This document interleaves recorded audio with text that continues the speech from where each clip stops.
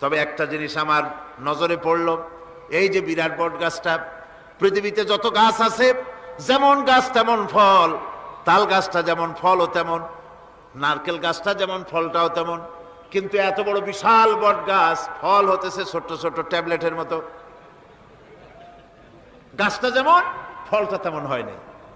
আল্লাহ এটা ভুল না, তুমি বলেছো যে দেখো কোনো ভুল টুল আছে নাকি, তো ভুল তো না, আমার চোখে এটা লাগলো, যেমন গাছ তেমন ফল হয় না। দরবেশ সাহেব শীত হয়ে শুয়ে শুয়ে তেলাওয়াত করছেন, মনের মধ্যে এই চিন্তা আসলো, গাছটা যেমন তেমন ফলটা হলো না।